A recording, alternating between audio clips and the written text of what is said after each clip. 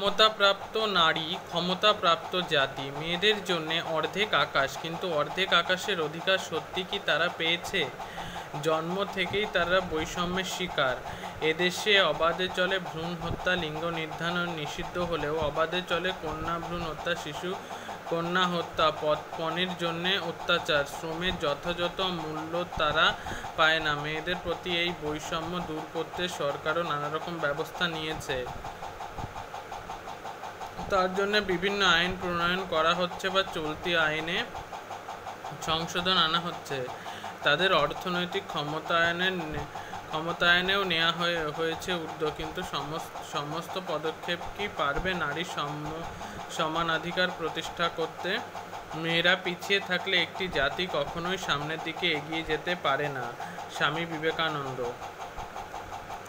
সকলের জন্য সাম্য, মানব মুক্তি, স্বাধীনতার লক্ষ্য পূরণের একটি নিরবচ্ছিন্ন প্রক্রিয়া হলো ক্ষমতায়ন। 90-এর দশকে গোড়ার দিকে উন্নয়নের ভাবনায় এক পালাবদল আসে। উন্নয়নের বদলে আসে ক্ষমতায়নের ভাবনা। ক্ষমতায়ন শব্দটির অর্থ হলো মানুষের সম্পদ ও সামর্থ্যের সম্প্রসারণ, যাতে তারা প্রভাব বিস্তার করতে পারে এবং তাদের জীবনের ওপর প্রভাব বিস্তারকারী প্রতিষ্ঠানগুলি দায়বদ্ধতা নিশ্চিত করতে পারে। ক্ষমতায়নের বিভিন্ন দিক রয়েছে, এগুলি একে অপরটির সঙ্গে সম্পর্কযুক্ত। এই দিকগুলি হলো সামাজিক, অর্থনৈতিক, রাজনৈতিক এবং দক্ষতা সৃষ্টি।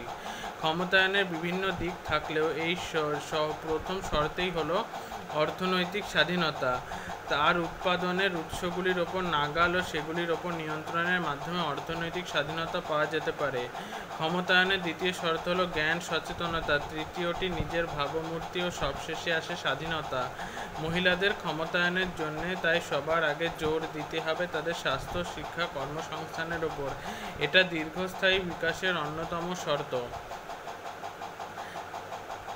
100 বছরেরও বেশি সময় ধরে মহিলাদের সামাজিক অবস্থার উন্নতি ঘটানোর চেষ্টা হলেও 2008 সালের মানব উন্নয়ন সূচক মোতাবেক 177টি দেশের মধ্যে লিঙ্গ বৈষম্যের বিচারে ভারতের স্থান 118।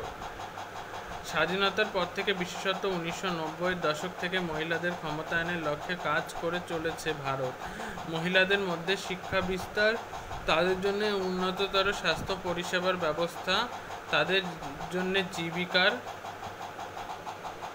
জীবিকার সংস্থান এবং নিজেদের বাড়িতে ও সমাজের সিদ্ধান্ত গ্রহণের ক্ষেত্রে অংশগ্রহণের জন্য তাদের সুযোগ করে দেওয়ার লক্ষ্যে সরকার ও স্বেচ্ছাসেবী সংস্থাগুলি কাজ করে চলেছে। বিশেষ করে শিশু কন্যারা যাতে বেঁচে থাকার সুযোগ পায় এবং জীবনের পরিপূর্ণতা পায়, সেদিকে বিশেষ লক্ষ্য রাখা হচ্ছে।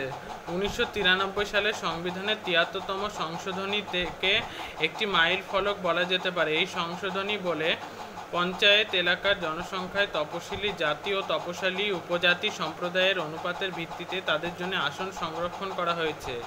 বর্তমানে ভারতে 2,60,000 জন পঞ্চায়েত প্রতিনিধি রয়েছেন, তার মধ্যে 75,000 জনই মহিলা। আরও একটা বড় পদক্ষেপ হলো মহিলা সংরক্ষণ বিল 2010। এটি সংসদের উচ্চকক্ষে অনুমোদিত হয়েছে। এই বিলের লক্ষ্য হলো মহিলাদের আরও রাজনৈতিক ক্ষমতা দেওয়া। পৃথিবীর মহিলাদের সম্পর্কে কিছু তথ্য। পৃথিবীর 130 কোটি দরিদ্রের মধ্যে প্রায় 70% মহিলা। পৃথিবীর 2,70,00,000 উদ্বাস্তুর মধ্যে 76 থেকে 80% মহিলা ও শিশু। পৃথিবীতে সংসদে মাত্র 10.5% আসন মহিলাদের দখলে।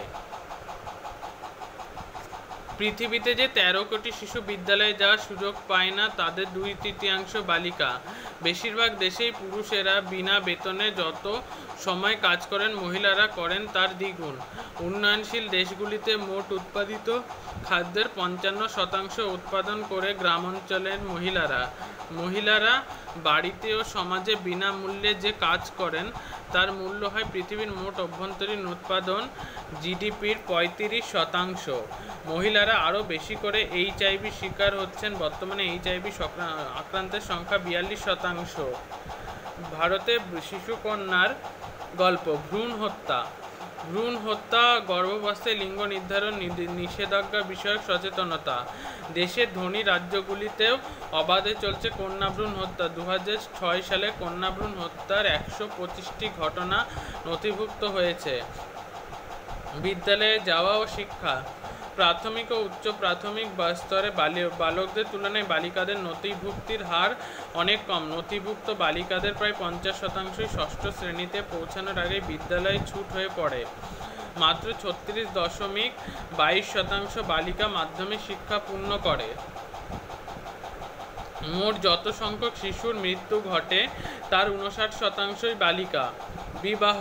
স্বল্প আয়ের গোষ্ঠীর মধ্যে 49.78% মেয়ের বিবাহের আইনি বয়স 18 পেরোনোর আগেই বিয়ে হতে হয়।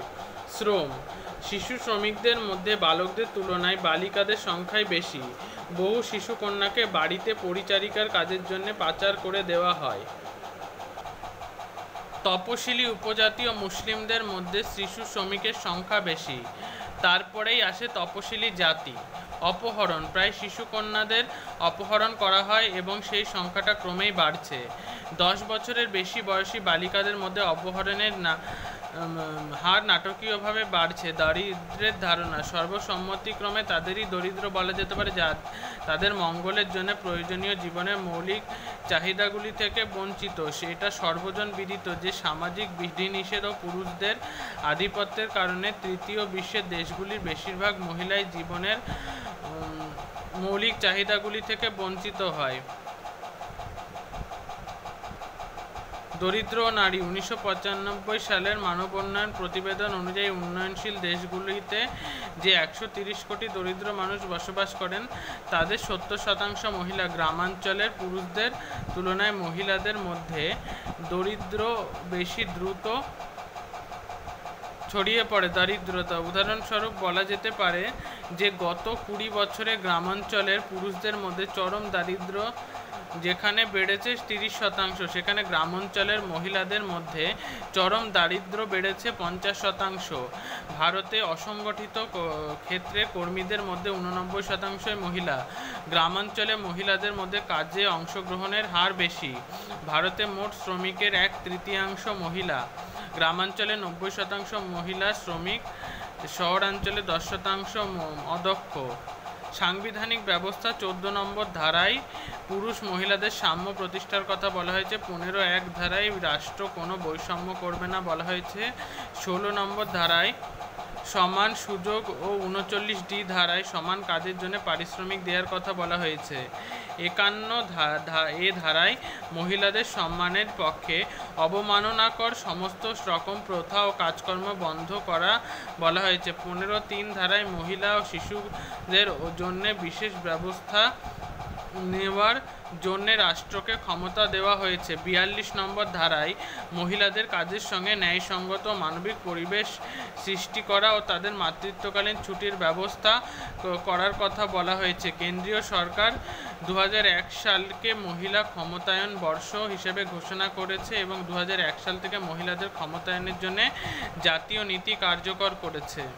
মহিলাদের ক্ষমতায়ন। সামাজিক ক্ষমতায়ন, অর্থনৈতিক ক্ষমতায়ন, লিঙ্গ বৈষম্যের ক্ষেত্রে ন্যায় বিচার, সেই সঙ্গে মহিলাদের উন্নতিতে পঞ্চবার্ষিকী পরিকল্পনার অন্যতম লক্ষ্য হিসাবেও গ্রহণ করেছে সরকার।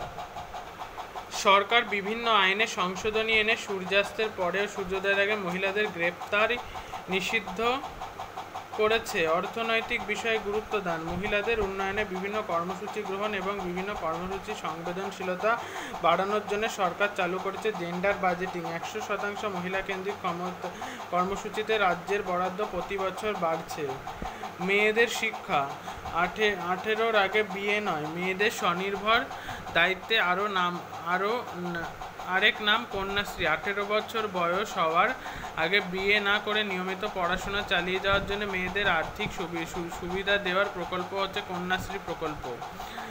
সুরক্ষামূলক কাজ। যে সমস্ত শিশু কিংবা অন্যান্য নির্যাতনের শিকার এবং যারা ঝুঁকির মধ্যে রয়েছে তাদেরকে পরিস্থিতি থেকে মুক্ত করা এবং বিভিন্ন ধরনের শোষণ ও নির্যাতন বন্ধ করার উদ্দেশ্য গ্রহণ করা, যেমন পাচার থেকে উদ্ধার হওয়া শিশুদের জরুরি সেবাদান, যেমন খাদ্য, চিকিৎসা, আশ্রয়সহ অন্যান্য সহায়তা প্রকল্পের উদ্যোগের সঙ্গে যুক্ত হওয়ার জন্য তথ্য সরবরাহ, সরকারি বেসরকারি প্রকল্প যৌথভাবে কাজ করা, পাচার ও নির্যাতনের তথ্য প্রাপ্তির জন্য পদ্ধতি গ্রহণ করে সক্রিয় রাখা, কর্মশালা, মিটিং, সেমিনার, সংলাপ ইত্যাদি মাধ্যমে সরকারি ও বেসরকারি সামাজিক ও মানবিক প্রতিষ্ঠানগুলির সঙ্গে কার্যকর সম্পর্ক গড়ে তোলা এবং লিঙ্গ নির্ধারণ, ভ্রূণ হত্যা, শিশু পাচার এবং নির্যাতন প্রতিরোধে ও প্রতিকারে যথাযথ আইনের প্রয়োগ ও উন্নয়নে জনমত গঠন করা, শিশু ফোরাম, সুশীল সমাজ, জাতীয় ও আন্তর্জাতিক সংস্থার সঙ্গে যৌথভাবে কাজ করা,